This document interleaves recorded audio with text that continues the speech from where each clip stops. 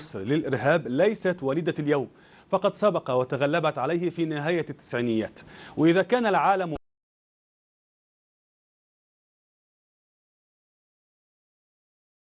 كل دولة مع هذا الخط اتفاق على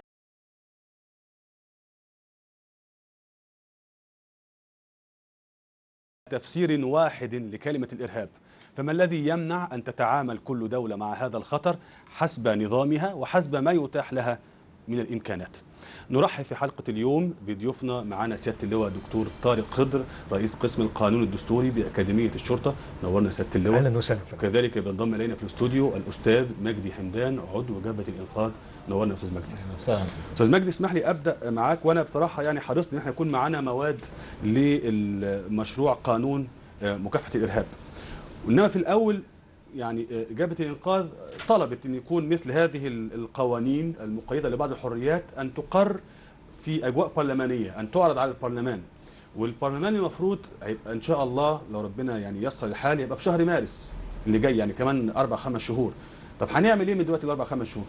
هو 4 شهور. طيب أقول ما الحاجة الآن لإصدار هذا القانون؟ كويس. يعني إحنا محتاجينه ليه؟ لما تشوف المذكرة التوضيحية اللي قدمتها وزارة الداخلية عشان إصدار هذا القانون، بتقول علشان قلة عدد السائحين وإتاحة العمل أو فرص العمل في مناخ أفضل، ومنع أن تكون هناك حالات خطف للأتوبيسات والتعدي على البعثات والقنصليات. هذا لم يتم في خلال سنة مضت. لم يتم أن تم خطف أتوبيس ولا تعدي على بعثة ولا قنصلية ولا يعني إذا كانت الدولة تقدم فرص عمل، فلماذا الآن الدولة تقول إنها سوف تحمي هذه الفرص العمل؟ لم تكن هناك فرص عمل قدمتها الدولة عشان خاطر وزارة الداخلية تحافظ عليها. لدينا من قانون العقوبات ما يكفي لاحتواء كل هذه الحالات. احنا عندنا 16 باب في قانون العقوبات من المادة 77 لغاية المادة 102 بيتحدثوا عن الإرهاب وشكله وكينونته وتفاصيله، وبيعطي النيابة الصلاحيات المطلقة انها تقر محاكمات خاصة للإرهابيين، بل بالعكس ده بيدي الحرية للداخلية انها تقبض على هذا الشخص في خلال 24 ساعة وتقدمه للنيابة. لدينا متسع من القوانين يحتوي على كل هذه الحالات. لا نحتاج الآن إلى أن تكون هناك قانون طوارئ آخر في شكل قانون الإرهاب. عاوز أفهم حاجة بس، قانون العقوبات بيعطي الحق للداخلية أنها تقبض على شخص دون إذن من النيابة وتقدمه بعدها ب 24 ساعة. هو هنا في المفروض في المشروع القانون هو 3 أيام. القانون لا، تقبض عليه وتحبسه لمدة 3 أيام. أيوة. ثم يتم استصدار أمر جديد من وكيل النيابة بالإبقاء عليه 7 أيام أخرى بدون أسباب. يعني ممكن يقال ان هو تحت التحقيق او أيوة. تحت السيطرة، او انه سوف يقوم بعمل ما، فيتم طيب. التحفظ عليه لمدة 10 ايام بدون اسباب مطلقة، وبعد كده يتم الافراج عنه اذا كان هيتم الافراج عنه. دي جزء. انا شايف ان وزارة الداخلية بتسعى انها تعطي صلاحيات مطلقة لرجالها، رجال الداخلية، وتبسط سطوتهم على الشارع المصري. لا توجد اسباب محددة حتى الان لانها تقوم بهذا الفعل. لم توجد تعدي على اي بعثات ولا قنصليات، ولم يكون هناك ارهاب. ده اثناء الثمانينات والتسعينات لما كان بيحصل تعدي، يمكن حبيب العدل جه بعد حادثه الدير البحري ما طلعش قانون ارهاب. يعني اكبر حادثه كان الارهاب في قانون الطوارئ. قانون الطوارئ احنا ماشيين بقانون الطوارئ. طيب ما هو كان فيهم مستغله. اكبر حادثه حصلت في مصر حادثه ارهاب حصلت لما تم اغتيال الرئيس محمد انور السادات. دي اكبر حادثه ارهاب. كويس. ومع ذلك ما طلعش بعدها قانون ارهاب. نحن امام وزاره الداخليه. بس كان في قانون طوارئ. قانون طارئ فعل بعد الاغتيال. يعني وزاره الداخليه عايزه تعطي صلاحيات مطلقه، وعايزه يعني تبسط سطوتها الامنيه ورجوع مره اخرى الى ما قبل 25 يناير.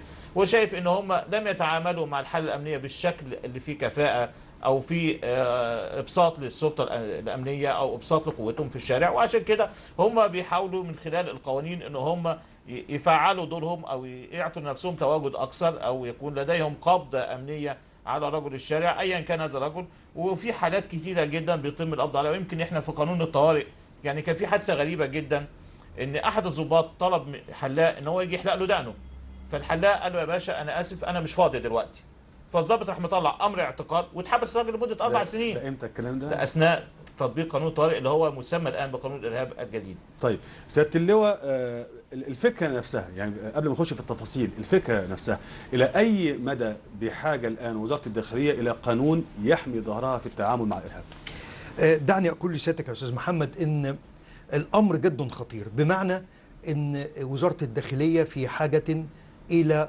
قانون بمقتضاه يساعدها في القضاء على الإرهاب. بمعنى أكثر وضوحا، يمكن أنا أشكرك عندما تحدث المحترم الأستاذ حمدان مجدي حمدان، لما حضرتك قلت له بس كان في قانون طوارئ. كان في قانون طوارئ قعد أكتر من 30 سنة.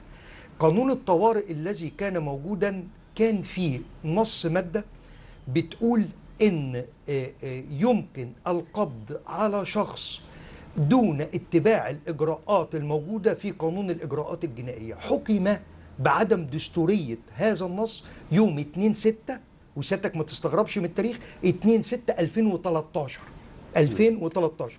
فحكمت المحكمة الدستورية العليا بعدم دستورية النص الذي كان يمكن بمقتضاه القبض على أشخاص دون اتباع النصوص الموجودة في قانون الإجراءات الجنائية. ومن ثم أنا شايف إن الوزارة بتقول إنها هتعدل قانون العقوبات. خد بال سيادتك، قانون العقوبات عدل بالقانون رقم 97 لسنة 1992. نعم. الذي سمي بتعديلات قانون العقوبات الخاصة بالإرهاب. إذا نظرت إلى المواد 86 و86 مقرر و86 مقرر ألف وب وجيم ودال وه و87 و88 هتجد أنها جميعها متعلقة بالإرهاب. ولكن هذا الأمر كان سنة كام؟ 1992. قانون الإرهاب ليه؟ عشان في أمور لسببين: أمور جديدة أو وسائل إرهابية جديدة لم تكن موجودة عند تعديل قانون العقوبات سنة 1992. فأنا بأرى أنه من الأفضل أن يتم حصر كل ما يتعلق بالإرهاب من خلال صوره الجديدة: إرهاب بيولوجي، إرهاب من خلال النت، إرهاب من خلال المحمول، تحريض، تمويل، كله في باكج، في قانون واحد، منطقة واحدة، ألا وهو طيب. قانون الإرهاب. خاصة يا أستاذ محمد، اتفضل. أنت دايما في تعديل القوانين لما بيبقى في قانون عام للشيء، يعني مثلا بالنسبة للجنائي عندنا قانون الإجراءات الجنائية وقانون العقوبات. الشيء اللي مش كويس إن مش كل فترة يتم تعديل القانون العام. نعم. لأنه بيكون مثل الثوب الممزق. لكنك إذا وضعت قانونا خاصا للإرهاب وقمت بتعديله أكثر من مرة لأنه قانون خاص، والوسائل تختلف من فترة إلى فترة أخرى، والتحريض صوره تتشابه وممكن تختلف في فترات أخرى، هذا هو المفروض. ومن طيب. ثم أنا أرى أنه من الأفضل وضع قانون مستقل طيب. لمكافحة الإرهاب. أستاذ مجدي، ربما يعني شخص يقول لسيادتك يعني وعذرا فيما سأقول يعني كفانا مبالغات. يعني هقول لك كفانا يا أستاذ مجدي مبالغات. يعني أنت تحدثني مثلا، أذكرك يا سيدي يعني واحة الديمقراطية في العالم في أمريكا، أذكرك بباتريوت أكت مثلا، لم ينزعج الأمريكيون وهم معتادون على الديمقراطية. أذكرك مثلا ببريطانيا، ديفيد كاميرون لما قال عندما يتعلق الأمر بالأمن القومي لبريطانيا لا يحدثني شخص عن الحريات أو عن حقوق حقوق بيسموه ايه الانسان مثلا. يعني هل انت شايفنا الان في وضع من الرفاهيه الديمقراطيه ان احنا يعني يجب ان نحذر اي توغل من قبل السلطه التنفيذيه التي تمثلها الشرطه للحقوق الانسان؟ المشكله مش في حمايه حقوق الانسان او توغل السلطه، ومتمسك بالمثالين اللي ضربتهم. طبعا. انت لو بصيت للمثالين اللي ضربتهم امريكا وبريطانيا، لديهم مجالس نيابيه، لديهم صلاحيات مطلقه وفي لجان مخصوصه في المجالس دي للرقابه على وزاره الداخليه وعلى دورها. المشكله ان مصر انت بتدي صلاحيات مطلقه لوزاره احنا طالبنا باعاده هيكلتها وده ما تمش لغايه دلوقتي. مين اللي هيراقب هذه السلطه المطلقه لوزاره الداخليه في ظل عدم وجود مجلس نيابي، في ظل عدم وجود حكومه قويه، ودايما ما يطلق عليها حكومه الايدي المرتعشه، ولو حصلت اي مخالفه لن تتدخل باي شكل من الاشكال ولن تكون لها اليد العليا في انها توقف هذه المخالفه. اذا نحن امام حاله استثنائيه او ظرف استثنائي في الدوله، لابد ان تكون هناك مجالس نيابيه منتخبه اولا ورئاسه قويه اولا لكي نستطيع ان ننفذ مثل هذا القانون. وانا شايف ان القانون ده جزء كبير منه كما اشار سياده اللواء، جزء كبير منه موجود في قانون العقوبات.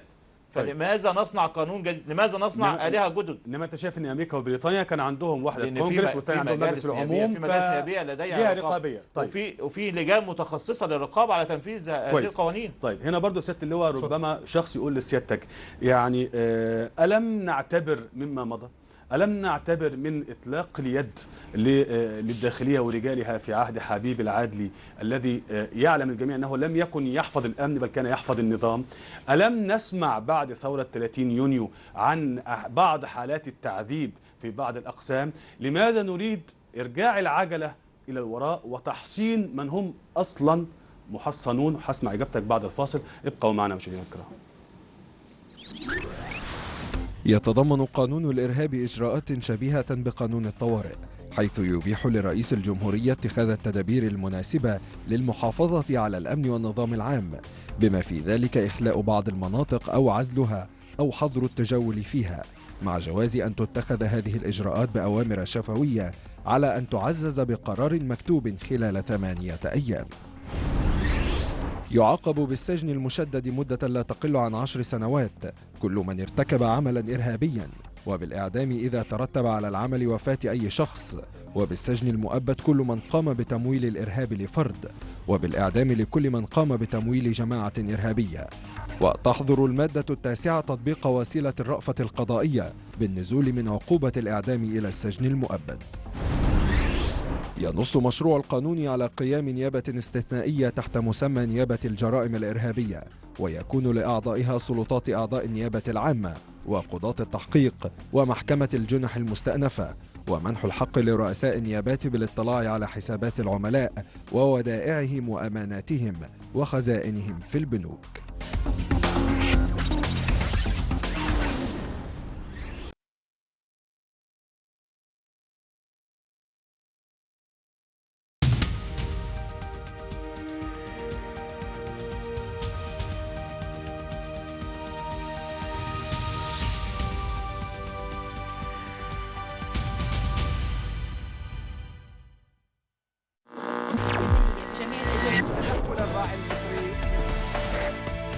السياسات الحكومية فرضتها الدولة الأردنية للتعاطي مع ملفات الشوارع والميادين قدم من قبل الكيانات السياسية هؤلاء، لكن أهمالها تتعرض المطر جبل الزيتون في القدس المصري إلى الغد العربي. أن تكون بين عالمين، هنا وهنا، أن تكون من هناك وتعيش هنا. الحياة كتفاعل بين ما يدور حولك وما يدور في داخلك. نمشي مع الزمن ونتوقف عند الذكريات التي تحملنا معها إلى ماض عشنا فيه وكأنه ما زال يعيش فينا.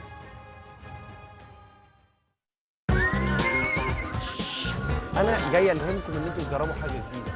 أنا مش جاي أقول لكم أنا طباخ، لأن أنتوا عارفين أنا مش طباخ. This is the wizard, Mr. Spicy Chef. والله العظيم البامية دي من أحسن الباميات اللي كلتها في حياتي. أنت وماما أحسن اتنين بيعملوا بامية. صدقوا أو لا تصدقوا، أنا أول مرة أعمل الأكلة دي. عشانك أنت نفسك جرب يا أخي. أكلات ميكو ليست مجرد طعام، إنها متعة.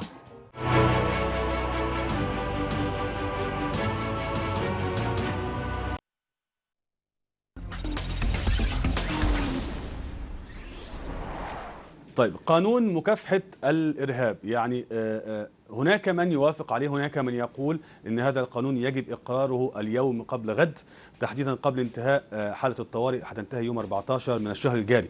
ولكن كان السؤال لضيفنا العزيز قبل الفاصل سيادة اللواء طارق خضر، رئيس قسم القانون الدستوري بأكاديمية الشرطة وأيضا محافظ دمياط السابق. كان السؤال هو سيادة اللواء، يعني هل نريد بهذا القانون إعادة جهاز أمن الدولة على ما كان عليه، إن هو يبقاش الخوف على الأمن الأمن الشارع، الخوف على أمن النظام، كان جهاز أمن الدولة ياخد أي حد ويعتقله بحجة قانون الطوارئ مثلا؟ تمام، كان هذا الكلام موجودا بالفعل، لكنني أؤكد لسيادتك وبكل موضوعية وصدق باعتباري أستاذ قانون دستوري أقول لحضرتك أن الأيديولوجية الأمنية أو العقيدة الأمنية اختلفت 100%. العقيدة الأمنية قولا واحدا كانت أيام العدل لخدمة النظام. انظر دلوقتي حضرتك أو أي إنسان بنظرة ثاقبة وموضوعية في ذات الوقت، هتجد أن الشرطة أصبحت خادمة للشعب.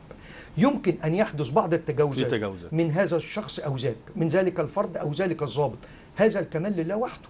الكمال لله وحده. في كل الفئات والطبقات والوظائف يحدث بعض التجاوزات ولكنها فردية وقليلة. أنا حدي لسيادتك مثال بسيط جدا. فضل.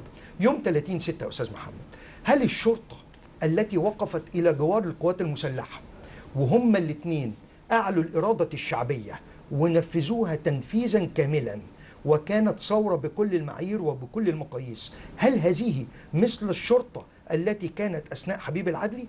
من الاستحالة بمكان. طيب. هل ضابط الشرطة دلوقتي بعمله بيعمل زي ما كان أيام النظام السابق حبيب العدلي؟ استحالة. طيب. دلوقتي أنا شايف بكل وضوح أن الشرطة في مجملها وليست ب100% أصبحت خادمة طيب. للشعب. ولكن يا سيادة اللواء اسمح لي، لماذا تحاول أن تقارن الوضع الحالي بوضع حبيب العدلي؟ لأنك يعني بالظبط كده. يعني أنا كنت في مشكلة، صح. ليه هنخلي المشكلة قليلة؟ ليه لا ننهي المشكلة؟ دلوقتي أنا لو أنا مروح حالا أيوة. وتم إيقافي أو توقيفي في أول لجنة مرور أنا وقال لي والله أنا مشتبه فيك، تعالى معايا، هأظل في عهدة هذا القانون تمام. 10 أيام. أنا ما أعرفش أنهي قانون؟ قانون الإرهاب؟ لو شوف حضرتك، أنا قارنت ليه؟ لأن سؤال سيادتك قلت لي هل الشرطة عايزة ترجع زي ما كانت؟ تمام. فلذلك كان من اللازم أن أدافع عن الشرطة بوضعها الحالي غير أيام حبيب العدلي. رائع. حقوقي أنا كمواطن كويس بقى في جدا. ظل هذا القانون. حقوق لسيادتك ده أولا مش قانون، ده مشروع قانون. طيب. وهذا المشروع قانون الإرهاب، يعني لو مشروع قانون التظاهر عرض على حوار مجتمعي لمدة أسبوع بتعليمات من رئيس الجمهورية، بأمر من رئيس الجمهورية، وكنت أنادي بذلك وهو على وشك الصدور.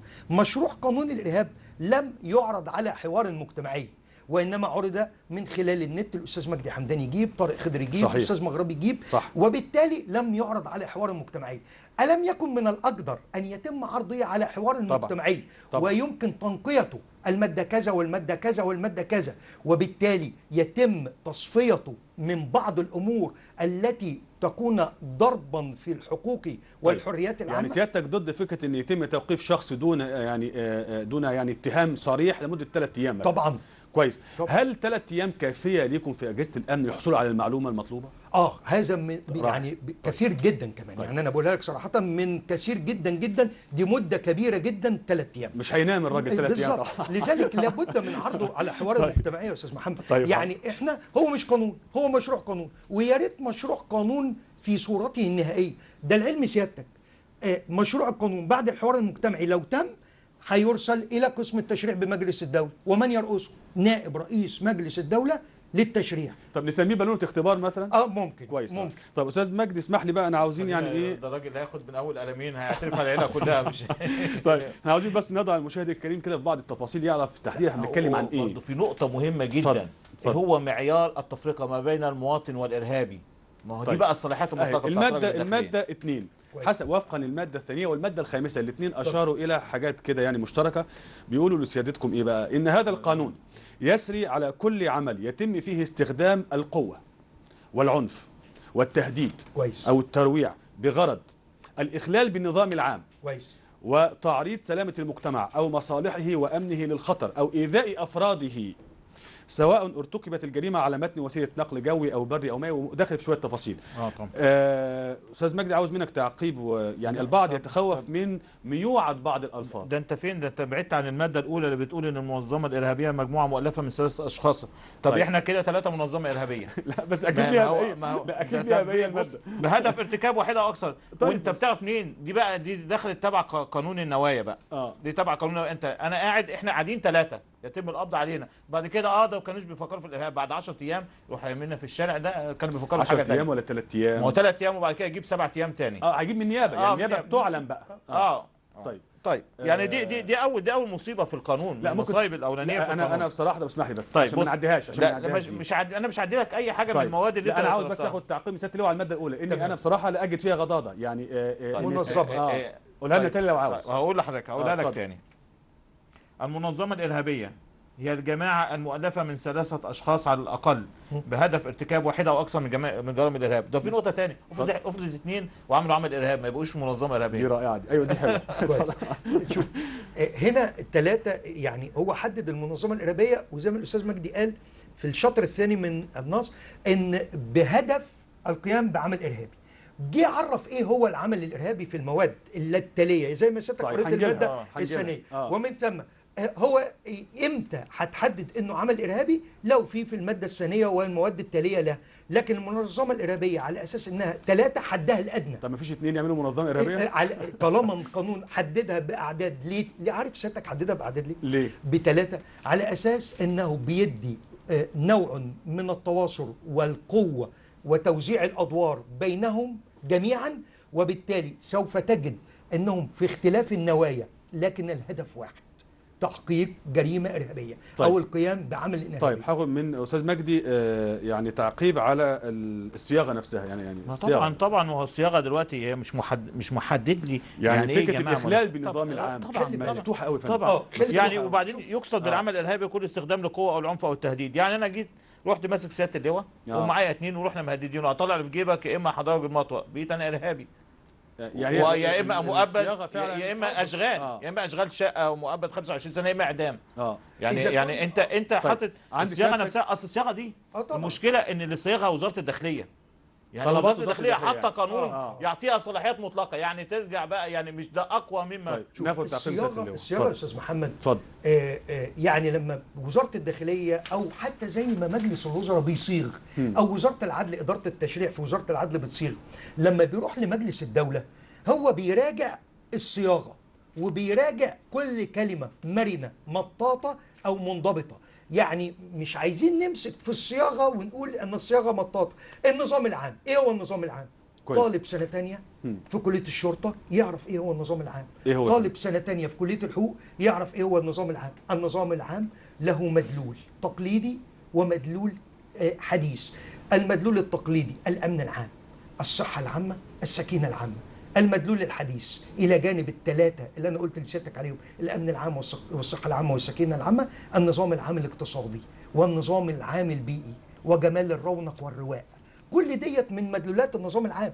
لكن للاسف عندما نتحدث يعني مثلا نص زي ده لو راح مجلس الدوله في قسم التشريع مش هيعترض على النظام العام. ليه؟ لانه راسخ عندنا في مؤلفاتنا في سنه ثانيه، وراسخ عندنا في كليه الشرطه وفي كليه الحقوق، وبالتالي مدلوله معروف. طيب في ماده برضه عاوز اقف عند، انا معلم هنا عندي على كذا حاجه فيها كذا سؤال. يعني يعاقب بالسجن المشدد مده لا تقل عن 10 سنوات كل من ارتكب عملا ارهابيا. خلاص تم تعريف العمل الارهابي. كويس. وبالاعدام اذا ترتب على العمل وفاه اي شخص، وبالسجن المؤبد لكل من قام بتمويل الارهاب. كويس.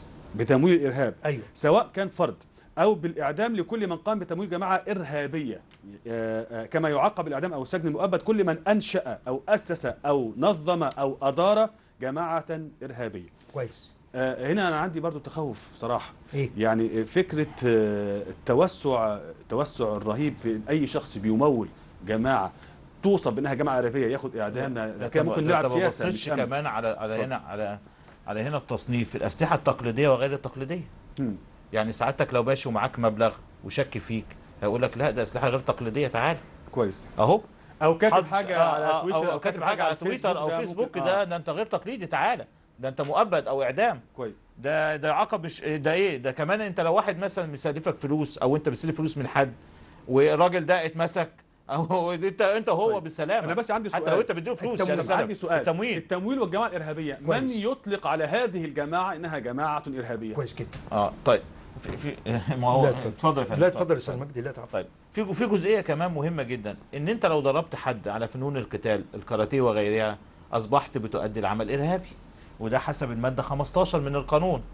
التدريب على فنون القتال، اذا ساهمت في التدريب على فنون القتال انت بقيت راجل ارهابي. ده برضه من ضمن القانون. ده في نص عجيب جدا، نص غريب مش موجود في اي قانون في العالم وفي اي جزئيه في القوانين المصريه، رغم ان هو مقتبس هنا اكثر من 20 ماده مقتبسين من قانون العقوبات. لكن النص ده بيقول: يعطى لرئيس المحكمه الحق في الابقاء على من تم القبض عليه وحبسه. يعني انت بعد ما تتحبس وتخرج يتم الابقاء عليك 5 سنوات على ذمه التحقيق، تمنع من الاتصال وتمنع من السفر وتمنع من ان انت تتعامل بحياه سلميه زيك زي اي مواطن. طيب 5 سنوات تتحفظ عليك. طب هنجيلها، بس هو سؤال يا سياده اللواء يعني على يعني من يصنف هذه الجماعه؟ يعني ممكن تبقى جماعه سياسيه، يعني جماعه الإخوان. كويس. جماعه الإخوان من يصنفها انها جماعه ارهابيه؟ كويس.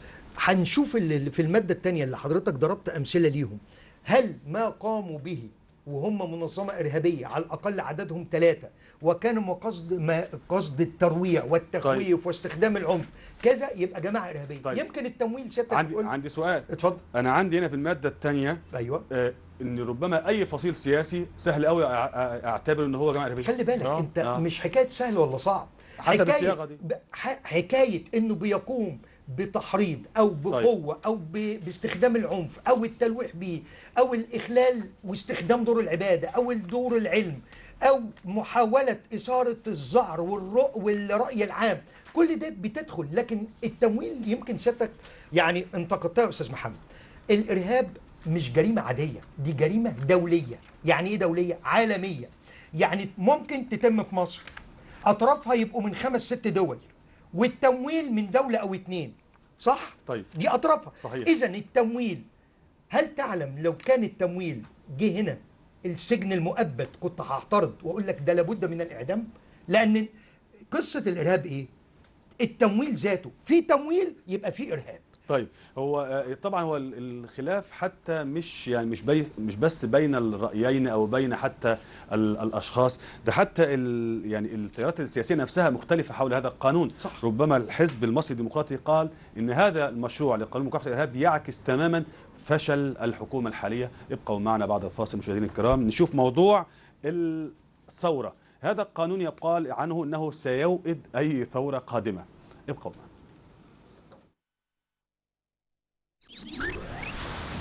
أكد محمد عطية عضو المكتب السياسي لتكتل القوى الثورية الوطنية أن مشروع القانون يعتبر تقييدا لحرية الرأي والتعبير، وسينتج عنه اعتقال عدد كبير من شباب الثورة، وسيتم تصويرهم على أنهم إرهابيون لمجرد فقط أنهم يتظاهرون للمطالبة بتحقيق أهداف الثورة.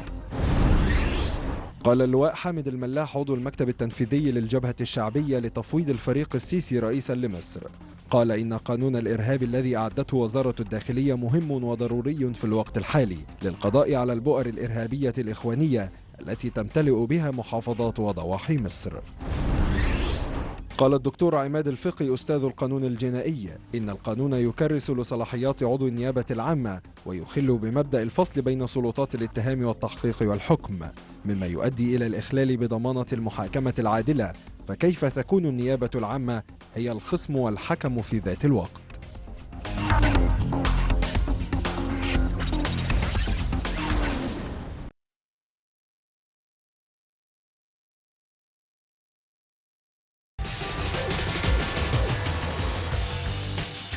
هذه واشنطن المتهمة في الخارج حتى من أصدقائها، المنتقدة في الداخل من كل السياسيين الذين يزعمون محاولة تغييرها.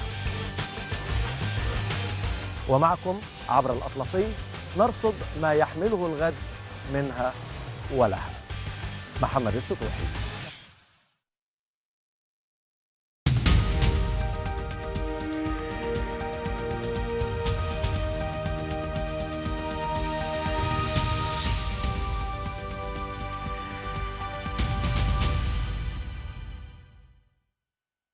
المعلومة الصحيحة في الوقت المناسب، هذا ما نبحث عنه في السوق.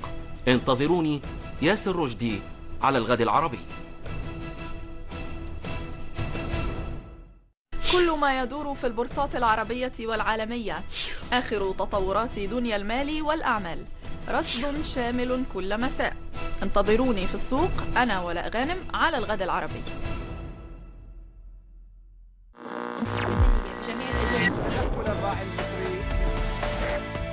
السياسات الحكومية فرضتها الدولة الأردنية للتعاطي مع ملفات الشوارع والميادين مقدمة من قبل الكيانات السياسية لهؤلاء، لكن أعمالها تتعرض المطر جبل الزيتون في القدس المصري. العربي.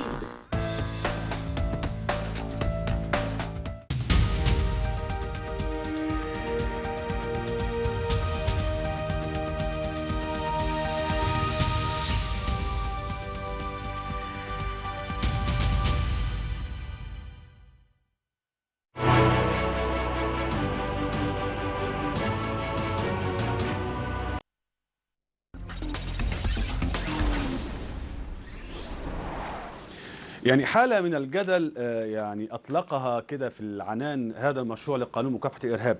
يعني في خلاف رهيب حوالين بعض مواده، يعني خاصة لما نجد مثلا ان الكل بيجمع ان في ربما مبالغة شوية، يعني فكرة ان الجماعة اي جماعة سياسية يعني يحكم على رئيسها ومن أدارها بالإعدام لما تتهم بأنها إرهابية. فكرة ان الإعدام للممول لهذه الجماعة، طب ما احنا مثلا عندنا 6 إبريل مثلا، ما 6 إبريل دي يعني حركة ثورية شبابية وقامت بدور من 2008 وعندها اتهامات انها تتلقى مثلا تمويل خارجي مثلا. طب ايه الوضع مع 6 ابريل؟ معانا على الهاتف الاستاذ شريف الروبي القيادي ب 6 ابريل الجبهه الديمقراطيه. يعني بعد التحيه يا استاذ شريف، ما اعرفش ايه رايك في قانون او مشروع قانون مكافحه الارهاب؟ اهلا بحضرتك اولا، وتاني حاجه احنا بنتكلم عن قانون مكافحه الارهاب. نعم. لابد ان يكون هناك تعريف حقيقي لمسمى الارهاب، هم سموه، هم خلاص هم عرفوه، ومن هو الارهابي. يعني احنا نتكلم عن جماعه حكمت مصر لمده عام. كيف للمخابرات الحربيه المصريه وجهاز الامن القومي المصري يسمح لجماعه ارهابيه تحكم البلد لمده عام ثم يطلق عليها جماعه ارهابيه؟ نحن من البدايه كنا ضد اي انتخابات قبل ان يكون هناك دستور وقانونيه دستوريه للبلد، قبل ان ياتي اي رئيس لاداره هذه البلاد. طيب انا بس عاوز اقف معاك هنا يا استاذ شريف على نقطه لو تسمح لي. يعني هو فكره انها ارهابيه من عدمه حسب ما قالت الجهات الامنيه في مصر، ان هم راصدين واصلا في ادله اتهام موجهه الى المحاكمات، لان في نوع من انواع التخابر دار مع جهات اقليميه للاضرار بمصالح وطنك الداخلي. إذا لماذا لا تظهر تحقيقات هذه الوسائل للتخابر مع دول أجنبية إن كانت تركيا أو غير تركيا أو إسرائيل أو أمريكا للتآمر على الدولة المصرية؟ نحن ضد جماعة الإخوان المسلمين وضد أن يحكمنا تيار إسلام سياسي حقيقة بشكل حقيقي، ضد هذا تماما. ولكن عندما وافق جهاز الأمن القومي المصري على أن تدير الدولة المصرية جماعة تربطها علاقات تخابرية مع دول أجنبية أخرى الغرض مش منها هو اللي وافق يا أستاذ شريف، اسمح لي بس أنا لا أختلف معك، الرأي ليك، أنا بس بوضح. اللي وافق هو الشعب. يعني مرسي، الرئيس مرسي، الدكتور مرسي أتى بالصندوق، ما لم يأتي بالتعيين. اتفضل. لا، هو اتى بالصندوق، انا معاك، اتى بالصندوق، ولكن موضوع القبض على محمد مرسي وهروبه من السجن يوم 29 يناير كان مقبوض عليه بقضيه تخابر مع جهات اجنبيه. كيف خرج من السجن وكيف لم يقدم يقبض عليه ويقدم الى المحاكمه، ولكن تقدم الى انتخابات الرئاسه واتى بالصندوق وهو هارب من السجن على خلفيه قضيه تخابر. ده اللي احنا نسأل فيه. انا عارف ان هو جاي عن طريق صندوق وعن طريق الشعب، ولكن قبل الصندوق كان هناك اجراء قانوني اخر، ان هذا الشخص قبض عليه ثم هرب من السجن يوم 29 يناير 2011 وهو متهم في قضية تخابر.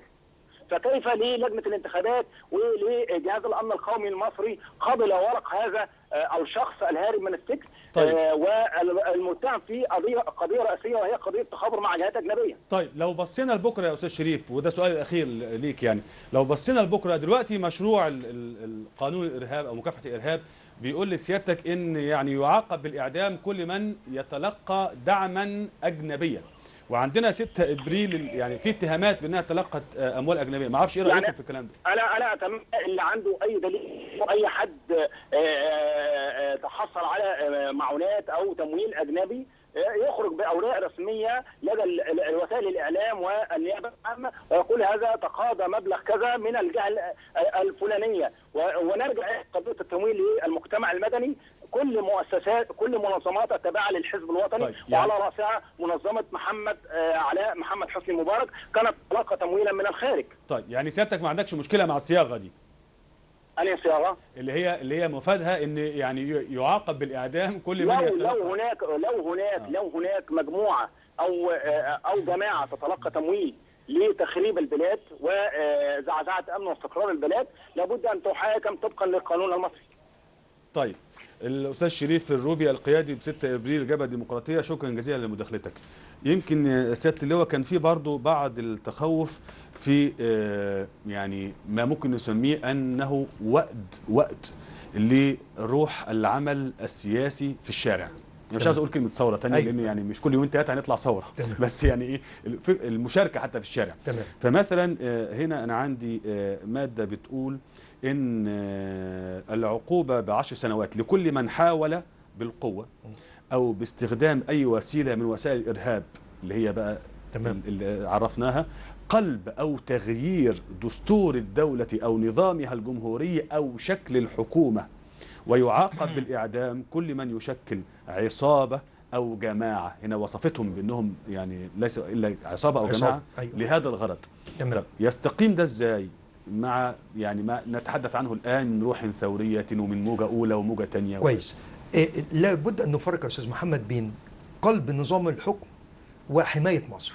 كويس. اللي احنا عملناه في 30 يونيو ده حماية مصر، لأن كانت مصر بالفعل كانت ستضيع، ومن ثم قام الشعب المصري 30 يونيو 2013 بأعظم الثورات.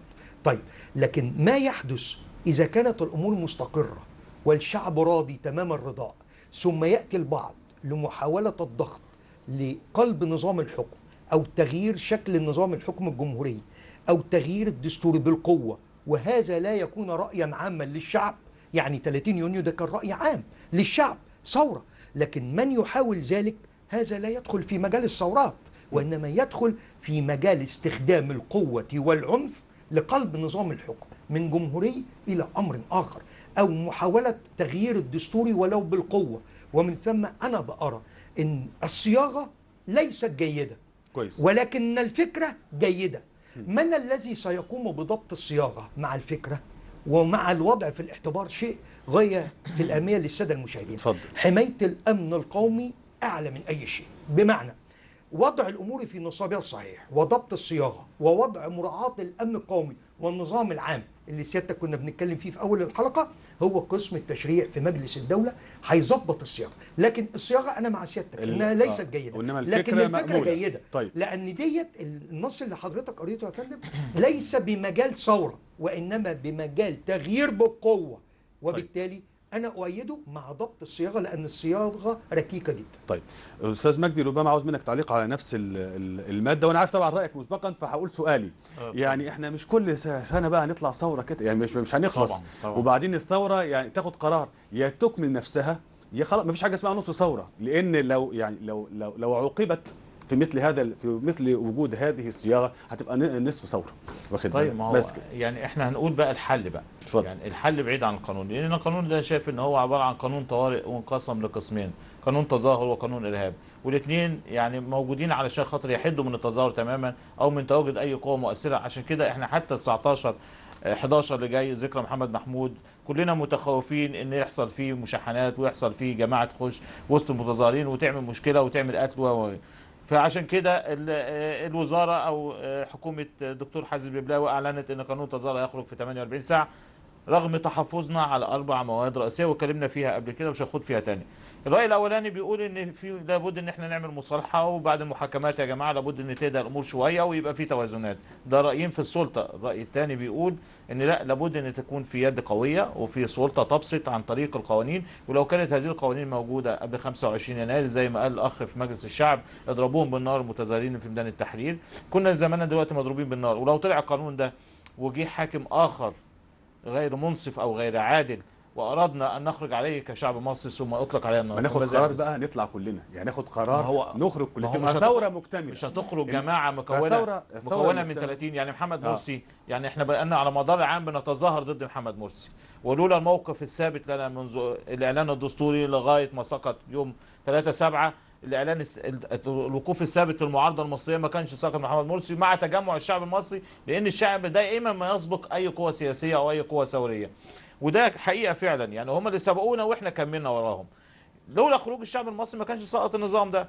مش معقول هنجيب جماعه ثانيه مكونه من 1000 2000 10000 100000 هتسقط نظام. لا، لابد يبقى فيه اجماع. لذا انا شايف جمله بس ان الاطار اسمح لي بس للتوضيح. في 30 من يونيو لم نسمع عن حاله اصابه واحده. اتفضل.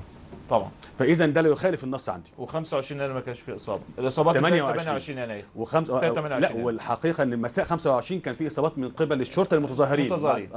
يعني انما يعني 30 يونيو مع هذا النص متسقه. 18 يوم 30 يونيو مع هذا النص لغايه رحيل مبارك. احسنت.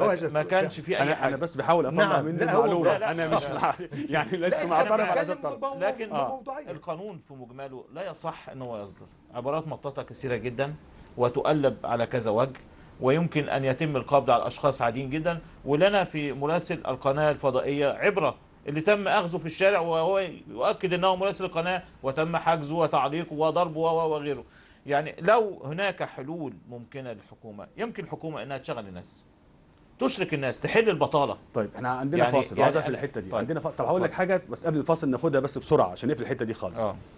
سيادتك تتخوف من ان هذه الصياغه ربما توئد اي محاوله للتغيير. بالطبع. دعني اذكر نفسي بان ثوره ال 25 من يناير خرجت في ظل وجود قانون طوارئ. اتفضل معاك 30 ثانيه عشان خلاص. ما انت قلت المعلومه قانون طوارئ واحنا خرجنا في ظل قانون طوارئ واسقطت نظام، وكان احد اعضاء مجلس الشعب كان عايز يضربنا بالنار واسقطنا نظام. ايوه. لكن ده مش قانون طوارئ. اسوأ يعني. ده قانون اسوأ من قانون طوارئ. ده قانون طيب. مقيد للحريات بشكل عام. طيب. ده قانون ده يسمح بالقبض عليا وحجز لمده 10 ايام من غير ما حد يعرف انا فين. 3 ايام وبعد كده النيابه بتعرف. ده قانون ده ممكن تقبض علينا احنا 3 لان احنا ارهابيين، وبعد ما يتم الكشف عن ان احنا مش ارهابيين نكون بقى شفنا الويلاء وقلم واحد ممكن نعترف على القناه كلها. طيب ربما يعني في اصابع اتهام كثيره بتوجه لوزاره الداخليه انها هي التي صاغت هذا المشروع. هنجد حتى ان بعد الفصل هنجد ان في ربما كذا فقره تتحدث فيها عن تامين الضباط ورجال الشرطه. ابقوا معنا. أكد طارق العوضي أمين اللجنة القانونية بالحزب المصري الديمقراطي أن مشروع قانون الإرهاب يعكس فشل الحكومة الحالية في حل الأزمة وحالة الانفلات الأمني الذي نعيشه. أكد مجدي حمدان عضو المكتب التنفيذي بجبهة الإنقاذ الوطني أن الحكومة الحالية مؤقتة، وتلك القوانين طويلة الأجل تحتاج إلى وجود مجالس منتخبة وتوافق مجتمعي، وهو ما لا يتوافر في الحكومة الحالية. أكد عمرو عمارة منسق ائتلاف شباب الإخوان المنشق عن جماعة الإخوان المسلمين، أكد أن الائتلاف يوافق بشكل مبدئي على قانون مكافحة الإرهاب، وأن البلاد الآن في حاجة إلى قوانين استثنائية لمواجهة العنف الموجود بالشارع.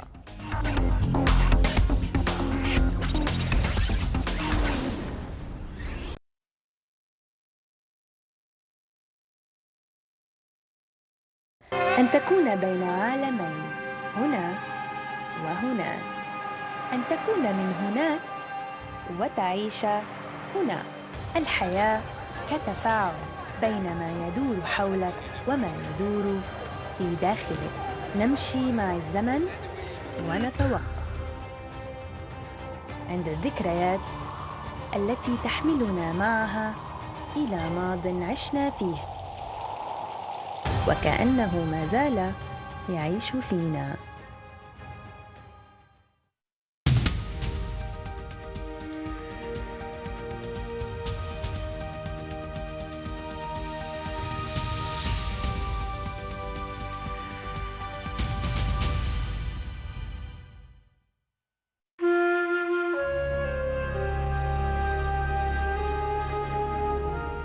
استوديو القدس، برنامج يقدم لكم الصورة الكاملة عن القدس وأهلها ومعاناتها.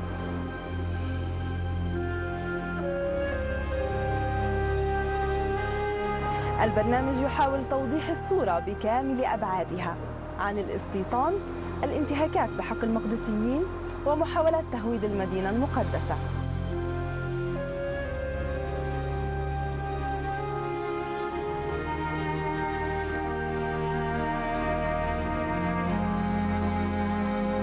انتظروني ليلى عبدو في استوديو القدس، لأنها القدس.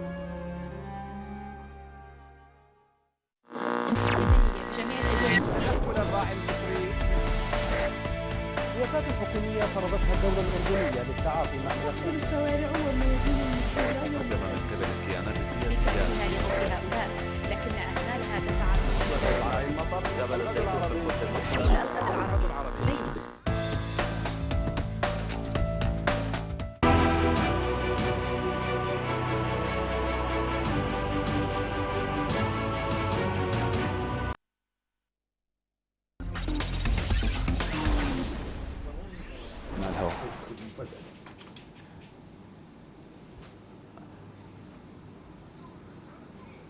اشوف دلوقتي الوضع الآني ان حقوق حتى حقوق الضباط تم التطرق اليها في مشروع هذا القانون. المادة 50 في مشروع هذا القانون بتقول ان ابرام وثيقة تأمين اجباري شامل لتغطية جميع الاخطاء الناجمة عن العمليات الارهابية التي تصيب افراد قوات الامن المختصة بمكافحة الارهاب اثناء تصديها للجرائم. ففي اتهامات سيادة اللواء كده مباشرة ان وزارة الداخلية هي منفردة من صاغت يعني هذه المواد. لا انا لست مدافعا عن الداخلية، لكن هقول لك حاجة بصراحة. اتفضل.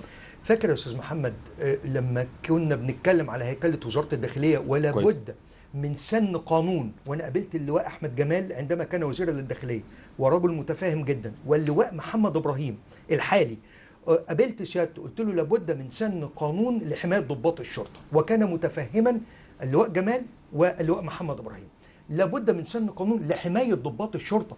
ضابط الشرطة بيقوم بالعمل الموكل إليه ثم يؤخذ كمتهم للأسف. ومن ثم أنا شايف إن وثيقة التأمين الإجباري ارجع كده بالذاكرة السنة الماضية. نعم. فاكر حضرتك وثيقة تأمين للسادة القضاة أثناء إجراء الانتخابات؟ وكانت الفكرة هذه قد طرحت، هي لم تنفذ إلا على البعض ولكنها طرحت. لماذا لا يتم وثيقة تأمين لضباط الشرطة؟ وخد سيادتك المفاجأة دي.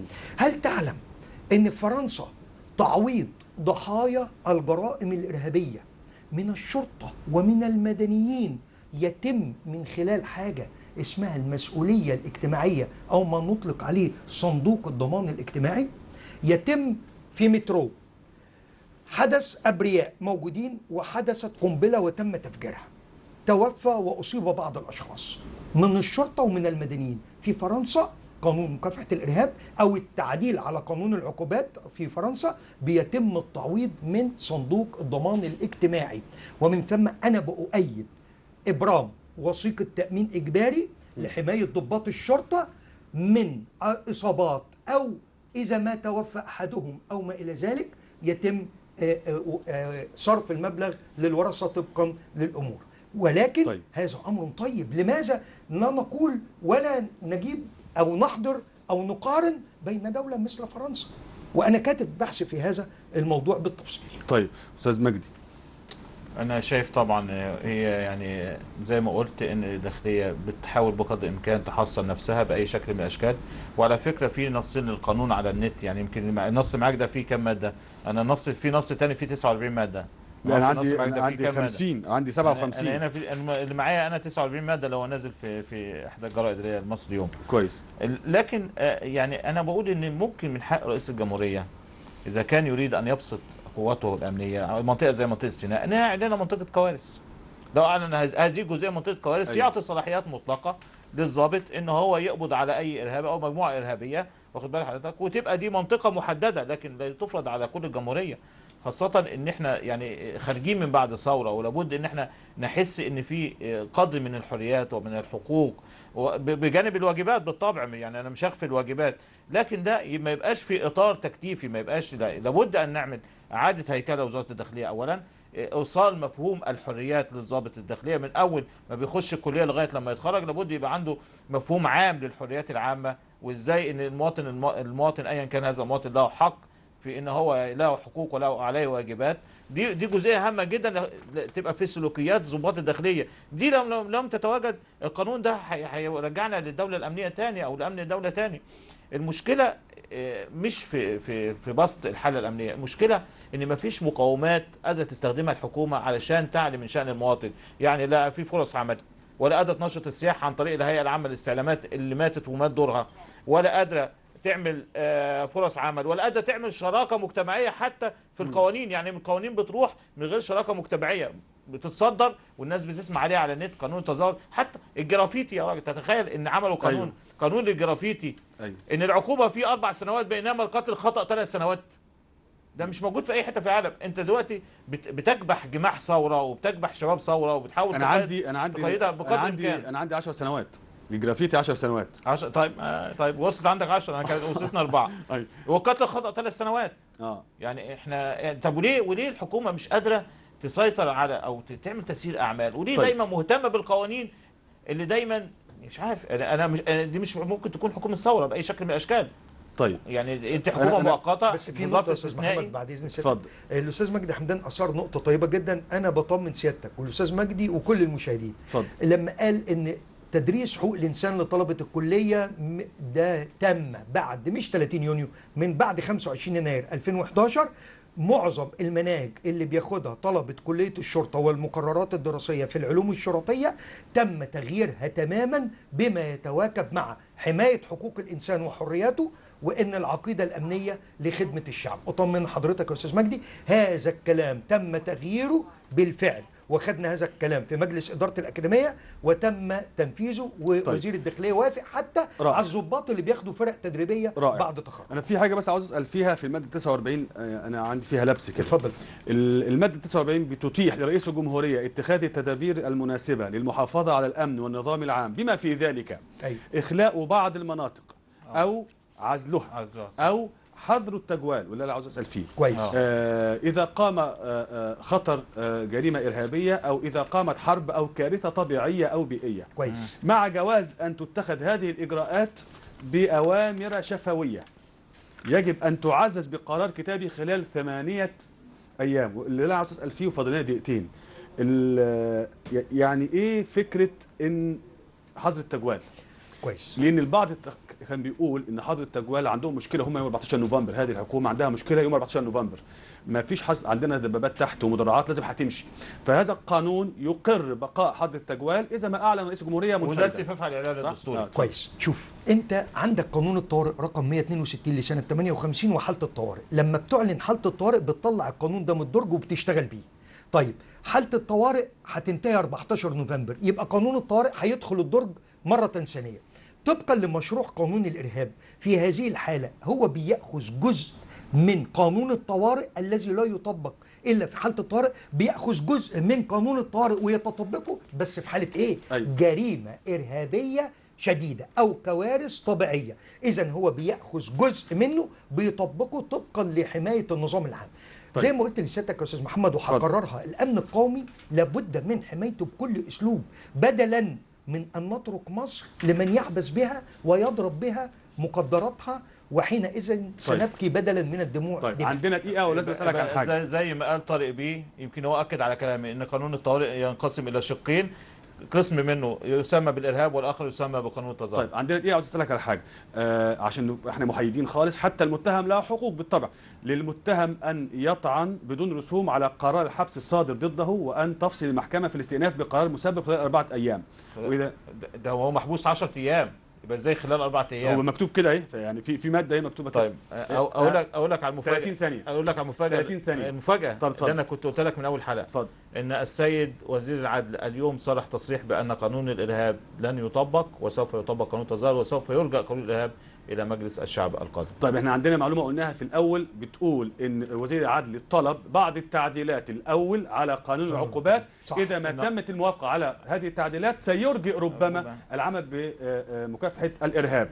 سياده اللواء الدكتور طارق خضر، رئيس قسم القانون الدستوري باكاديميه الشرطه ومحافظ دمياط السابق، شكرا جزيلا لحضرتك. وكذلك الشكر لك استاذ مجدي حمدان القيادي بجبهه الانقاذ. شكرا جزيلا. شكرا ليك وشكرا لكم مشاهدينا الكرام، ودمتم في حفظ الله وامنه.